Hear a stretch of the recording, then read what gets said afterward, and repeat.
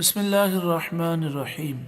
جیسا کہ ہم نے عرض کیا کہ جب امیر المجاہدین کی بارگاہ میں ہم نے یہ عرض کیا کہ کمپیوٹر یہاں لگ جائے لائبریری میں اور آپ اس سے فائدہ اٹھائیں، تو آپ نے ایک تو یہ ارشاد فرمایا جس کا خلاصہ یہ تھا کہ انسان کو اپنے نفس پر بھروسہ نہیں کرنا چاہیے، محتاط ہونا چاہیے، تنہائی میں بھی احتیاط کرنی چاہیے، ایسا نہ ہو کہ نفس اسے بہکا دے۔ دوسرا آپ نے فرمایا جب ہم نے اصرار کیا تو فرمایا المرء یقیس علی نفسہ، آدمی جیسا خود ہوتا ہے دوسرے کو بھی ویسا ہی سمجھتا ہے۔ عام جو لوگ ہیں آپ نے فرمایا وہ کمپیوٹر کا یہ استعمال نہیں جانتے۔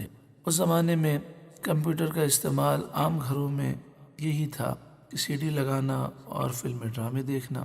آپ نے فرمایا کہ کہیں ایسا نہ ہو کہ کوئی میری لائبریری میں کمپیوٹر دیکھے اور وہ بدگمانی کرے کہ مولانا صاحب بھی ایسے ہی معاملات میں ملوث ہوں گے، یعنی گویا کہ آپ کو یہ فکر تھی کوئی مسلمان بدگمانی کا شکار نہ ہو تاکہ وہ گناہ گار نہ ہو۔ اور آپ نے یہ بھی کہا کہ علماء کو چاہیے کہ تہمت کی جگہ سے بچیں۔ پھر بھی ہم نے عرض کی کہ حضرت آپ اپنے فیصلے پر نظر ثانی فرمائیں، فوائد بہت زیادہ ہیں۔ آپ نے فرمایا کہ میں فوائد کا انکار نہیں کرتا، لیکن دیکھیں جب ہم کتاب کو ہاتھ میں لیتے ہیں اور ایک حدیث پاک تلاش کرتے ہیں تو کتاب کو ہاتھ میں لینے کی اپنی برکات ہیں، اس میں لطف ہے، مزہ ہے، کرم ہے، برکات ہیں، نور ہے۔ اور پھر ایک حدیث کو تلاش کرنے کے لیے کتاب لیتے ہیں، وہ حدیث تو مل جاتی ہے لیکن کتاب کی برکت سے اور بھی حدیثیں ملتی ہیں، اور بسا اوقات ایسی کیفیت طاری ہو جاتی ہے کہ پوری پوری رات وہ کتاب پڑھنے میں گزر جاتی ہے۔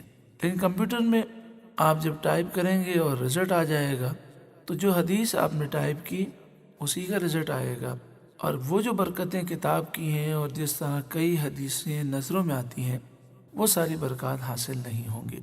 پھر بھی جب ہم نے اصرار کیا تو فرمایا اچھا ایک کام کرو، کمپیوٹر لگاؤ اور تم حدیث کو تلاش کرو۔ کمپیوٹر کے جواب سے پہلے میں اصل کتاب سے تمہیں حدیث نکال کے دکھا دوں گا۔ اللہ اکبر!